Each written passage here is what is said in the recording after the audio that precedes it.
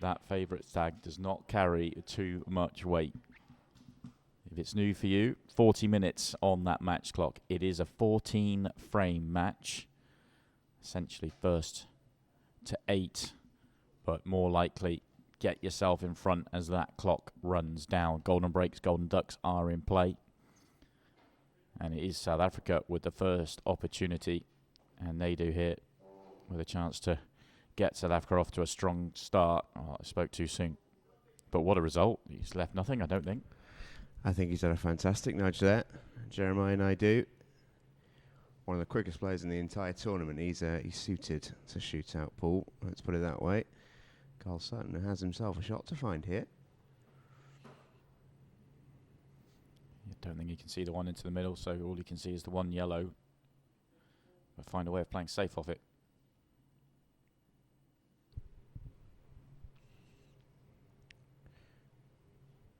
Very good morning in particular to our friends watching us live on Facebook.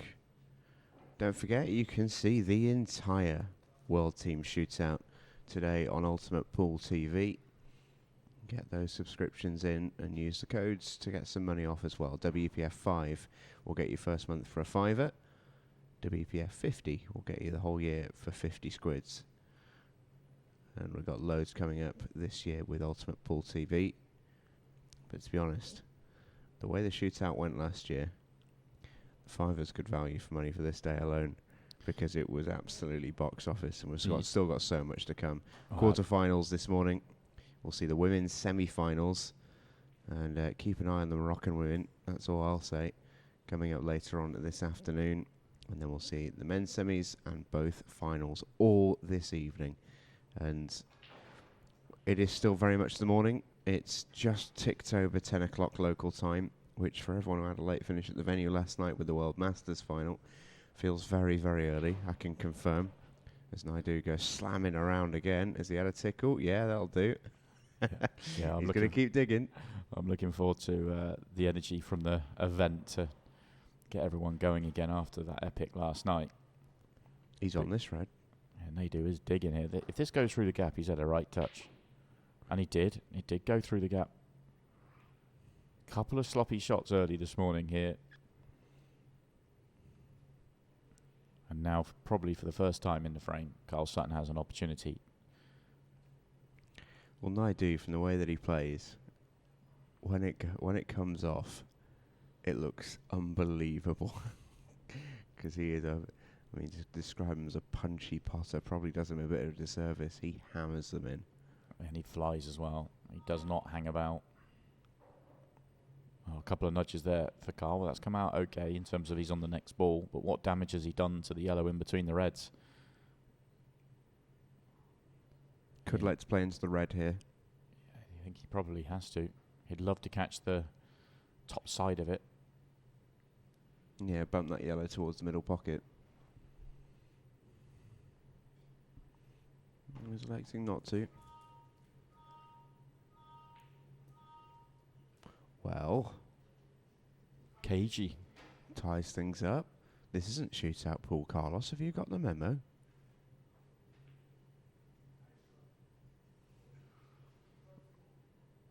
Naidu's actually played a great safety.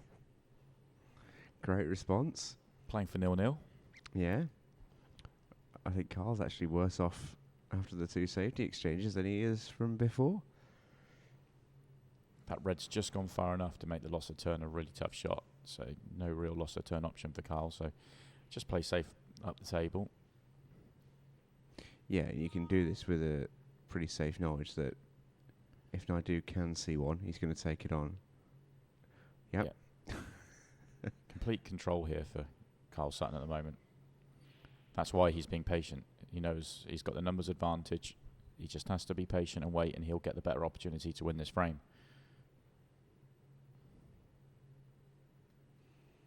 Moving that yellow is really risky. That's why he's looking at the loss of turn. But he needs to get it right, because if he leaves one hanging over the pocket, then Jeremiah will seize on that.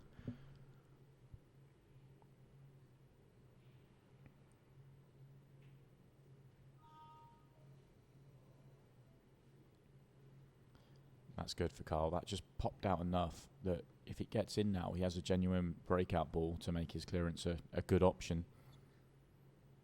He still may not choose to be too aggressive, depending on what they do. It does here. Well, that's just left Carl the perfect breakout angle if he wants to take it. Is he dangling the carrot to Carl, which is a dangerous play because this is actually not the worst layout for yellows now.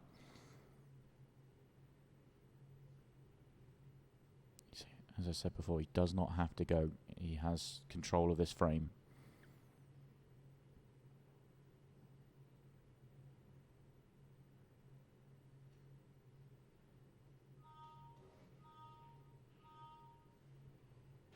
He's going to.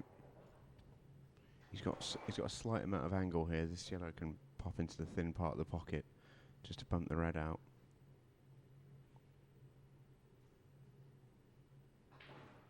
Just like that. Yep, that'll do. Yeah, it's come out really nicely on the yellow into the middle, which would have been a slightly awkward ball to land on. It's not the best angle. It's coming down, it's going into the red, so he's not going to leave himself nicely on the next ball, but probably just bump it in, accept what you've got, which is options up the table or a thin cut down. We could go up to the top of the table. You could go every way here. This is just personal preference.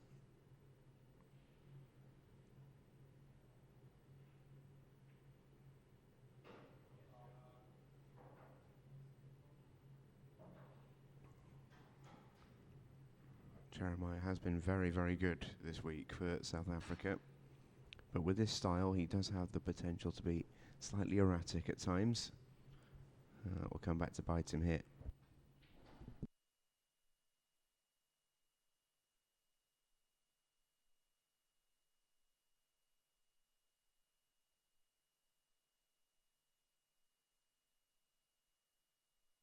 It's well worked out here from Carl Sutton. Was patient, waited for the right opportunity. Now the opportunity has come.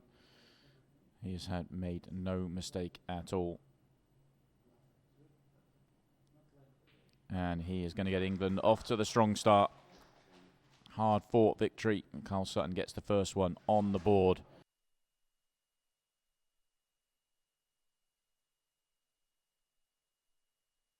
What a break that is. A hammer.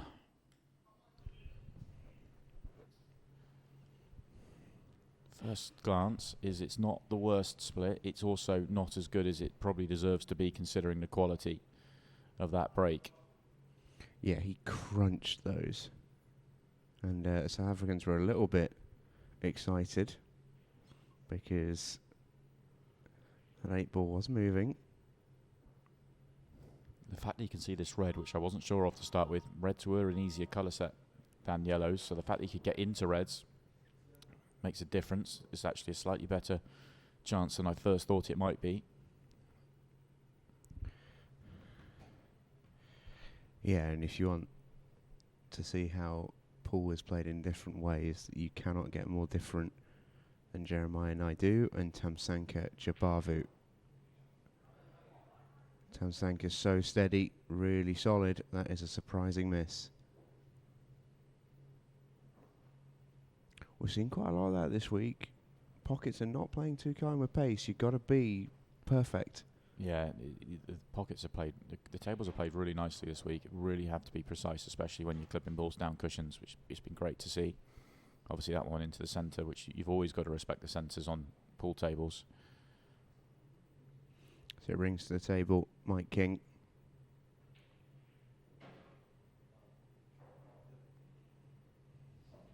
We don't see too much of Mike King with the likes of Ultimate Pool and all the rest of it, but he's a stalwart of this England side and still such a super player. Hugely respected among the England team. One tricky yellow. I think if he can get on the bottom one, you can easily get short position on the one above it. Even if he was to get land straight, I think there is enough room to play for it in left centre. Ideally, he wants to play for it in right centre. That may be the worst possible angle. It looks like he's just off the wrong way.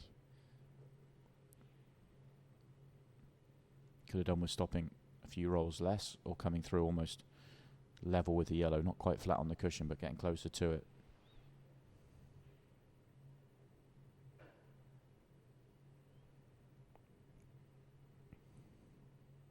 So much so, he's going to change his route and go for the double. Just to put it on everyone's radars, by the way.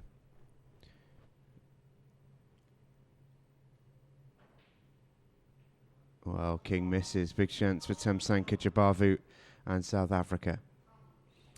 But yeah, just to put it on everyone's radars, the next frame is Shane Thompson versus Cello Dick. Yeah, I actually saw Shane just before we went live there and mentioned that to him, because once the draw's been done, players can then see who they're playing. They don't know beforehand. And yeah, he very much heard Cello's call of pity for England when South Africa found out that's who they were playing.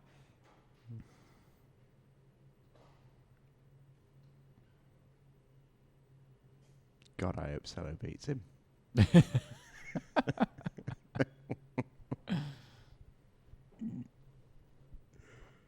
I'm going to get in trouble with that later on. He's going to find me and he's going to hurt me.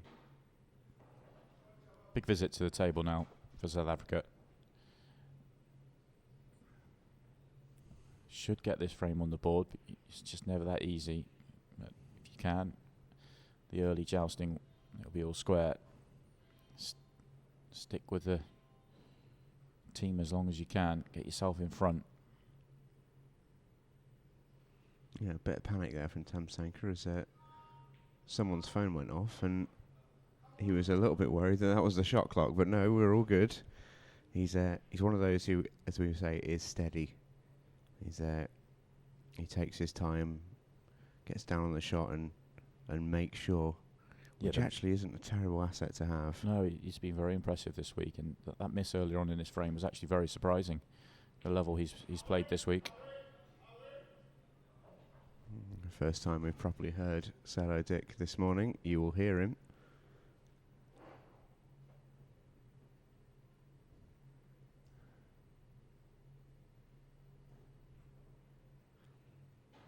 Oh, strong. he needed to hold that, but... Yeah, he played it off the thick side of the pocket on purpose, but yeah, it looks I thought looks he'd a missed little it. yeah. I thought he'd missed it. That was He why I made the noise. He was in complete control.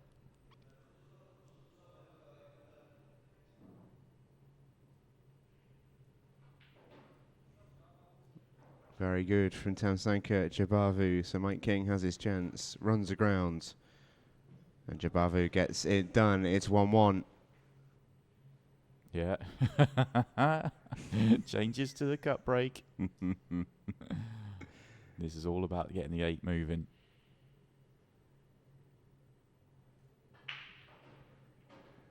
Doesn't move far. I tell you what, that's an unbelievable cut break from Shano. It was almost like a third ball down. I'd have to see that one again. It was very low on the pack. He thumped that. Look at the split.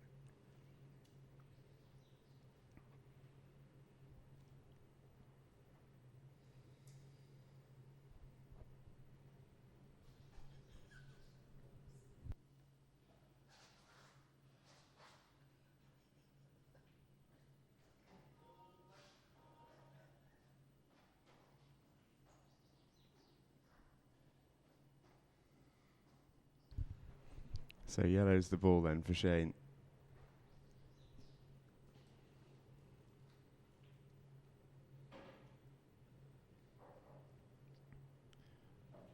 Yeah, it helps a lot if the yellow right centre connects, as in it goes, and then if he can get across to the left-hand side now,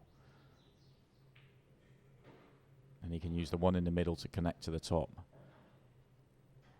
He will still have to play a nice shot on the one at the top to then get onto the 8 ball, but he has room. He just has to get into the little top right-hand corner. That would be the biggest window. He could go a few different ways from there, but one in the middle is his key. And the way he plays that, it must definitely go. Yeah, it's lovely.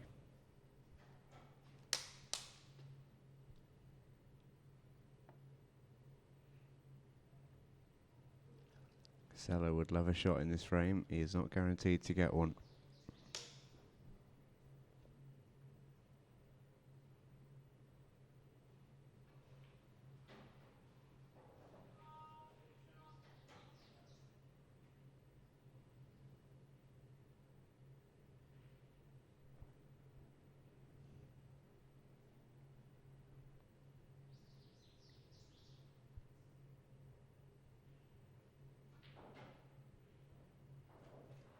Yeah, I mean, full credit to Shane here. This is such a classy clearance.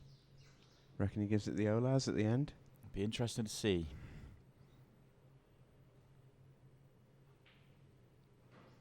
Very good.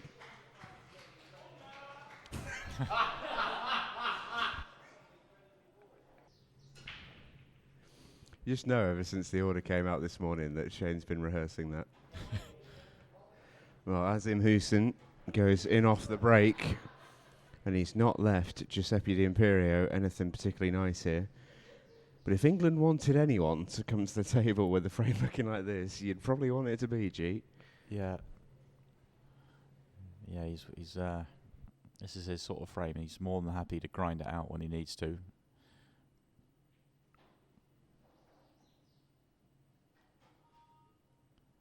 Well, it looks like he's a little bit more tempted here than I thought he might be.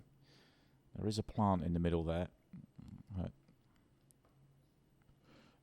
It would be very aggressive and I would say almost out of character. Not that he isn't aggressive, but he will wait for the right opportunity.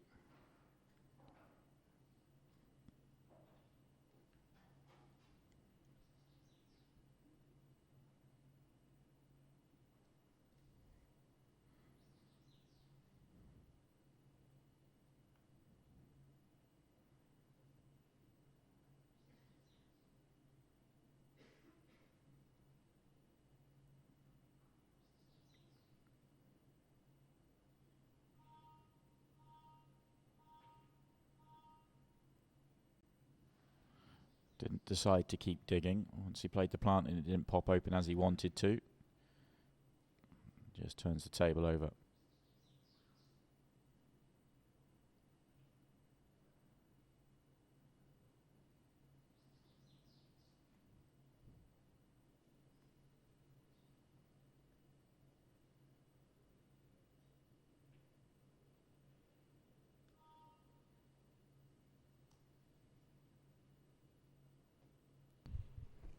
Yeah, there's some mileage in this frame.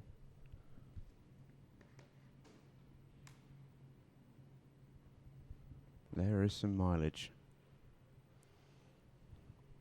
And with Giuseppe D'Imperio, there's usually always mileage. But you can't blame him here. The balls have dictated this one. He had a fantastic run yesterday, did G. Got to the World Masters semi-final. He was eventually beaten by the eventual winner in Declan Brennan. If you missed that last night, well worth a catch-up. If you get a couple of hours in the next week or so and you really fancy just watching an absolute exhibition of world-class pool, Tom Cousins versus Declan Brennan last night in the World Masters final is just about as good as it gets. Yeah, I've been very fortunate to commentate on a number of major finals, incredible matches, a couple involving Tom Cousins, but that one last night, maybe a little bit of recency bias, I don't know, but it was right up there with one of the best matches I've ever commentated on. It had everything. It really did. And the level that Declan played at was an absolute joy to watch. He was brilliant. And to do that the way he had to do it, the hard work he had to put on the tournament to get into that final, I honestly didn't see that level coming in the final from him because of how hard it was for him to get through and how many hours he had to spend on the table. But he had so much strength to kind of strength of mind I'm sort of talking about, to be, because he must have been low on energy. He didn't have time to eat yesterday, and he was able to grind out win after win. Amazing, really. Well, it was one of the things that he said yesterday in his interview. He wanted to thank, I think, the Northern Irish manager for essentially being his runner for the day because he wouldn't have eaten and drunk without him. Yeah, he had 7 hours straight at one point. 7 hours straight when he got less than 5 minutes when he wasn't playing a match. It was quite incredible. And he had a pretty tough run as well. He played some really good players yesterday, not least, of course, Tom Cousins in that final. The level was unbelievable. It was a dish fest, but not in the sort of typical sense of the word. The finishes were hard. Yeah. They were just playing at such a high level.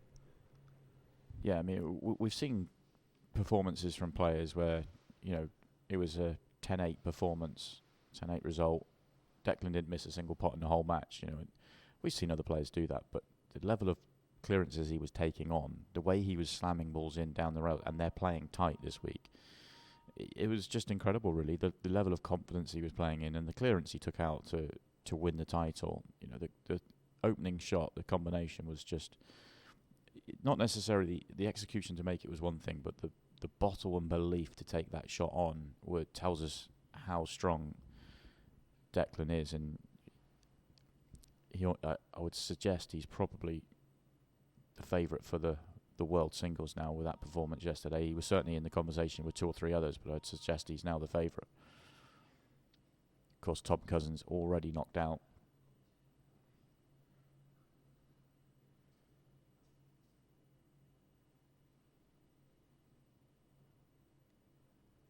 Well, this frame already used up 5 or 6 minutes. No closer to seeing a conclusion in it. I actually think this isn't the worst frame for South Africa, you know. The thing that you've got here, there's no doubt about it. England have the stronger squad, and the more frames that are played in the match, the more chance they have of that squad seeing them through. But if you turn this into a 5-frame match, which this frame has the potential to do, all of a sudden South Africa just need to get themselves in front. And obviously, hugely important they win this frame. But the more time it takes out the clock, the more it's an advantage for South Africa over England.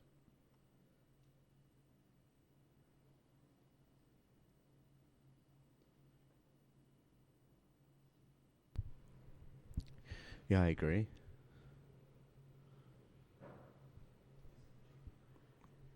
Completely agree. Nazim Houston almost just needs to hold up an end here.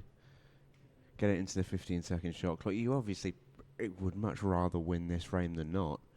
If you can find a way to grind out this frame and have it 2-2 going into the 15-second shot clock, I mean, anything can happen. Exactly. This frame is everything now. I mean, a 3-1, 2-2, but with the amount of time left on the clock.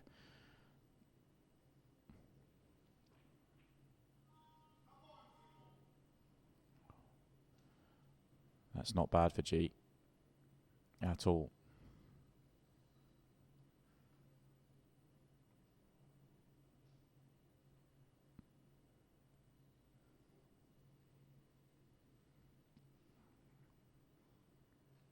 Hazim has to be very careful here. These reds now all go and they connect.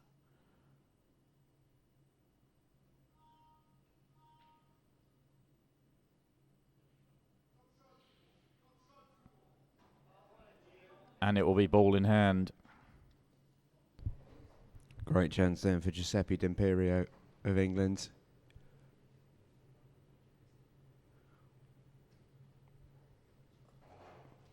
Could see what Houston was trying to do there. If he held that long double and held the yellow over the corner pocket, if he didn't make it, then it made Giuseppe's red at the bottom of the table really difficult. But the yellow popped out. Key ball was in, and Giuseppe D'Imperio has a clear run to the line.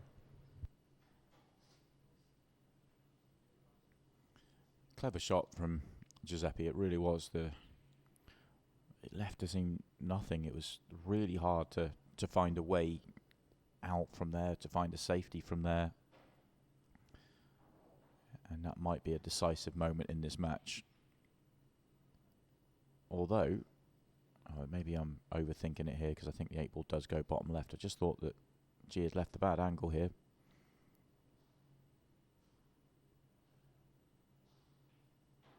But he was okay. It does go bottom left.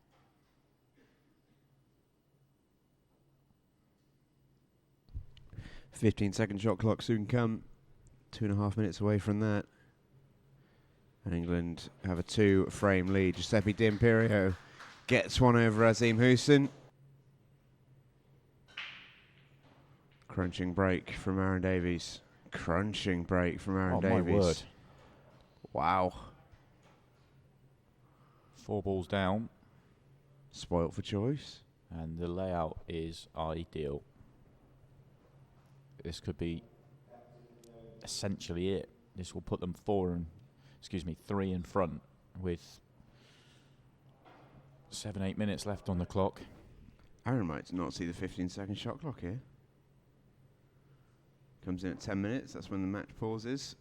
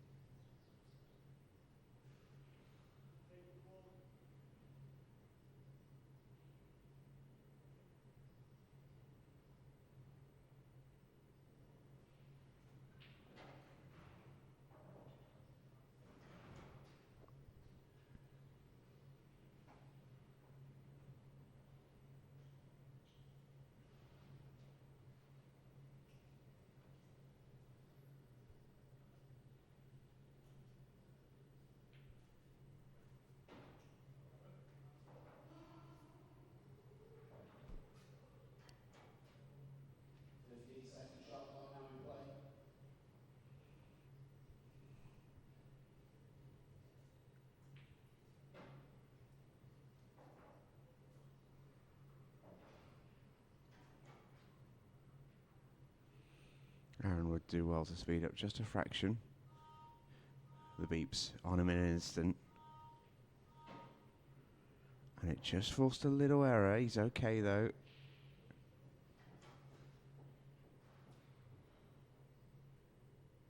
And that's what can happen on a 15-second shot clock. Nothing is safe. Good shot, good clearance.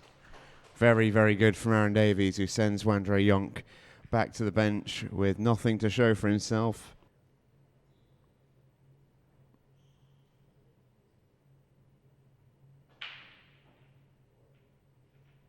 He's hit it well. A little bit unlucky. I think it's fair to say that 15 seconds a shot is not Kenny's game. But he's got a great layout. One that he can kind of flow through, maybe deal with the ones at the top, then come down. The transition may be the problem, but actually the layout's good. The one just below the 8 ball, just to the left of it, that's the key one to get on for him.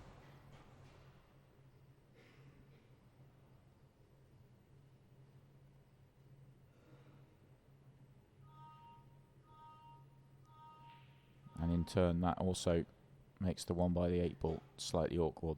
Makes the 8 ball itself slightly awkward, I mean.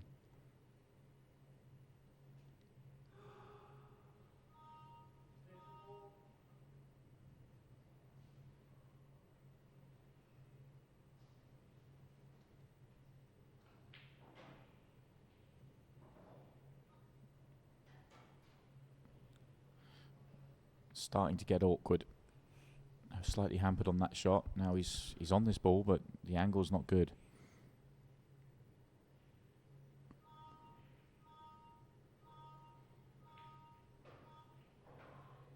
That's pretty good.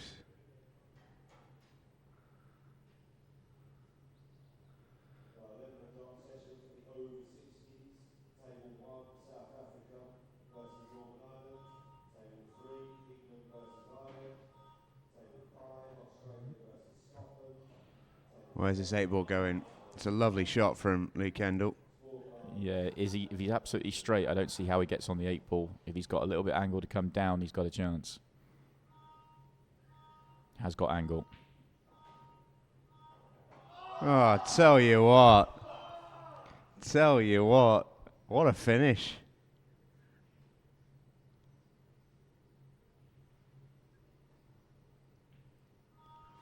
On the 15 seconds a shot. It's the Flying Fox. Not the greatest break from Eddie. Chance for Thurston then, and he's got to go, and he's got to go quick.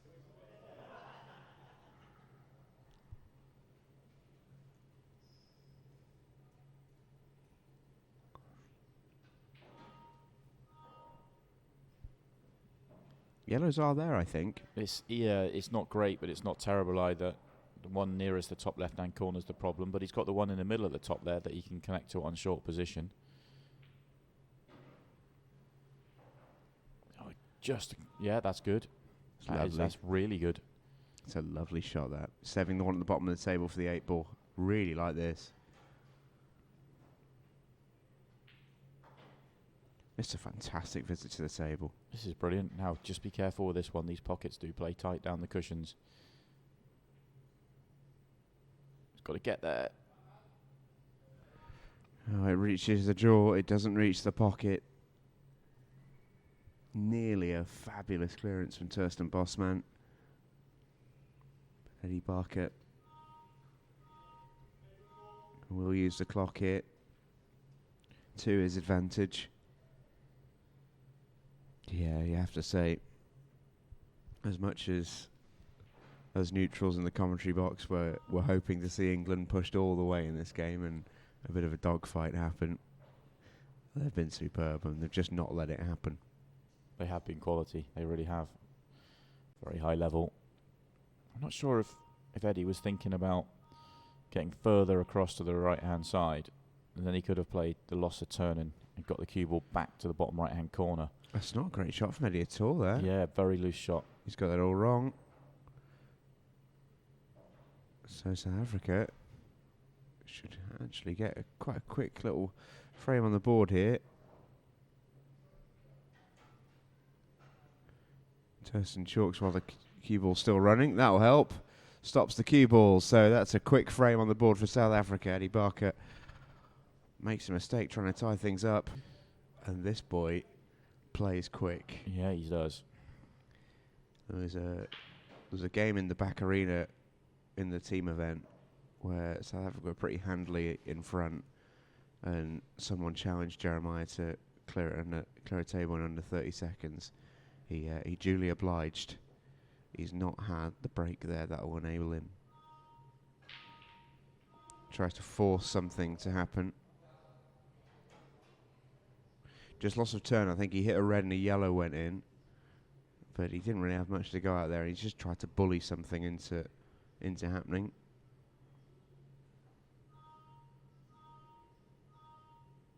I'd wager this is the absolute first time that Mike Giles has ever played on a 15-second shot clock.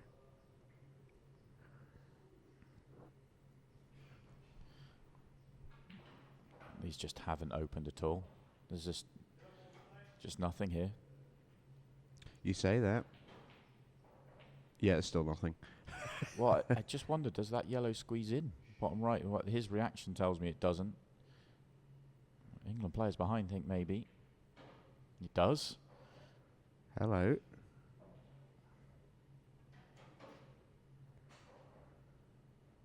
And there's still a big pocket here. Oh, how's that going to stay up? Oh, he's going to have some fun and games here. This is going to be interesting.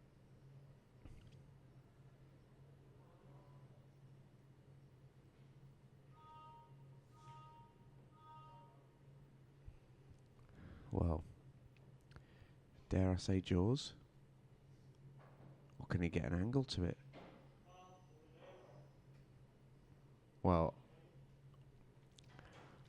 I would suggest that is probably in his best interest to have fouled there. Well, I feel like it's the only chance South Africa have got of winning the match is to actually just have this frame finish, and obviously they need. Maybe Mike Giles doesn't get out. Obviously, he's a huge favourite too, but the only way you can is for Mike to make an error. Well, that's an error. Is he going to leave sight? Well, Jeremiah can hammer into this 8-ball, and you just never know. You just got to line it up.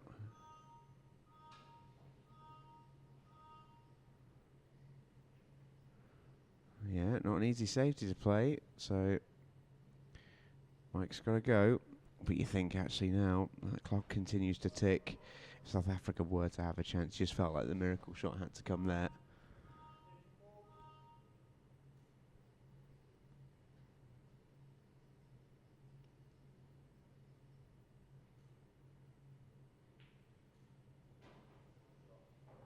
That was a good shot. Pressure on that one. If he misses that, then he's obviously leaving the 8-ball on. Could have come down the table, but with the red not going past the 8-ball top right, he knew he had to take it there, and now that it's gone in, he hasn't quite landed as he wanted to, but he can control things again. 1 minute and 25 seconds left. This is last chance saloon for South Africa. This needs to fly in, and they still need a miracle. Alas, not to be. Final minute then, and Mike Giles can really complete the victory lap for England. It has been a very, very solid performance. For as much as this was a potential banana skin, and how well South Africa played in particular against Scotland, and in the team event out in the main tournament as well, we thought this one could go very, very close, especially with all the fun and games of the shootout. But you've got to give full credit to this England side. They have not allowed that to happen. It's been a really, really solid performance. 3 superb frames off the break from Aaron Davies, Shane Thompson, and Lee Kendall. Giuseppe D'Imperio and Carl Sutton won their tactical battles. And Mike Giles gets it done against Jeremiah Naidu. Absolutely rock solid England performance. And they'll have some big matches to play later on today if they're going to do that. Well, his teammates trying to bully Wayne into going for this one. 27 seconds. And he'll go close. This is the most excited they've been all game. All championships.